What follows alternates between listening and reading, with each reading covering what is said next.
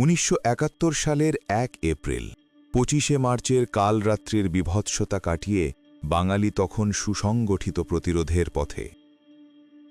ইতিহাসের ধুলোমাখা পাতা থেকে ১৯৭১ সালের ১ এপ্রিলের ঘটনাপ্রবাহ আজ আমাদের গর্ব ও শোকের এক নীরব সাক্ষী।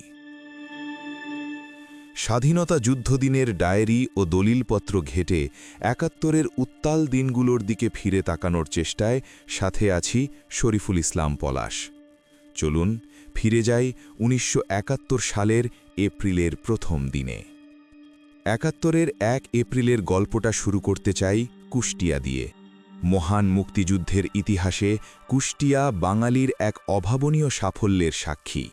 মেজর রফিকুল ইসলামের লেখা লক্ষ প্রাণের বিনিময়ে বইয়ের তথ্য বলছে, এপ্রিলের প্রথম দিনেই পাকিস্তানি হানাদার বাহিনীর বিরুদ্ধে বাঙালির বড় বিজয় এসেছিল।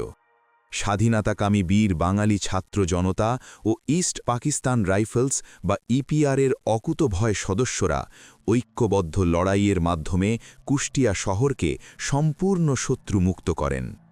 বাঙালির তীব্র প্রতিরোধের মুখে পাকিস্তানি দখলদার বাহিনীর অত্যাধুনিক 27 বলুচ রেজিমেন্ট শোচনীয়ভাবে পরাজিত হয়। 303 রাইফেল আর সাধারণ মানুষের লাঠি সোটা যে একটি আধুনিক সুশৃঙ্খল বাহিনীকে রুখে দিতে পারে, কুষ্টিয়ার প্রতিরোধ ছিল তার উজ্জ্বল প্রমাণ। পরাজয়ের গ্লানি নিয়ে পাকিস্তানি সেনারা প্রাণ ভয়ে কুষ্টিয়া ছেড়ে ঝিনাইদহের দিকে পালিয়ে যেতে বাধ্য হয়। কুষ্টিয়ার আকাশে স্বাধীন বাংলাদেশের মানচিত্র খচিত জাতীয় পতাকা পথপথ করে উড়তে শুরু করে।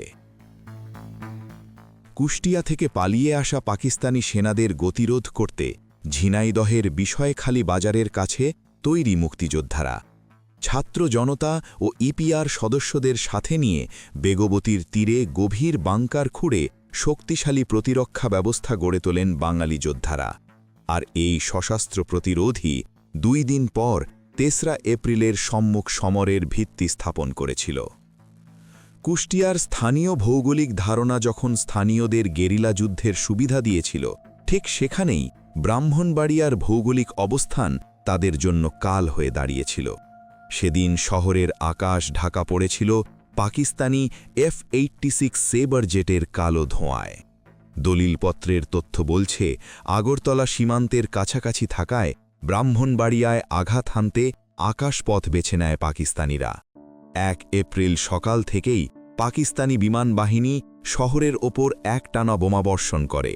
সেই সঙ্গে মেশিন গান দিয়েও গুলি করা হয় নির্বিচারে। গোলার আঘাতে মুহূর্তেই রক্তাক্ত হয় শান্ত জনপদ। আকাশ থেকে আচমকা মৃত্যু ঝরতে দেখে জীবন বাঁচাতে ঘর বাড়ি ছেড়ে ভারতের আগরতলা সীমান্তের দিকে ছুটতে শুরু করেন সাধারণ মানুষ। ৭১-এর মুক্তিযুদ্ধকালের শরণার্থী সংকটের অন্যতম বড় প্রবাহ শুরু হয় এই ভয়াল দিনে। কুষ্টিয়ায় যখন সাধারণ মানুষ খালি হাতে বা 303 রাইফেল হাতে পাকিস্তানি বাহিনীর আগ্রাসন আটকে রেখেছিল, সেই সময়ে শুরু হয় বাংলাদেশের পক্ষে আন্তর্জাতিক সমর্থন আদায়ের চেষ্টা। ১৯৭১ সালের ১ এপ্রিল গভীর রাতে কূটনৈতিক অধ্যায়ের সূচনা হয়।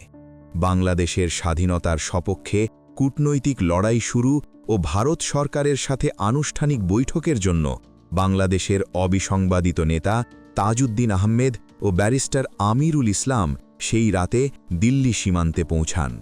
এর মধ্য দিয়ে বাংলাদেশের মহান মুক্তিযুদ্ধ আরও গতি পায়, যার জের ধরে প্রতিবেশী দেশ ভারত আমাদের পাশে দাঁড়ায় আর আন্তর্জাতিক বিশ্বের তরফে পাকিস্তানের ওপর চাপ তৈরির পথ সুগম হয়।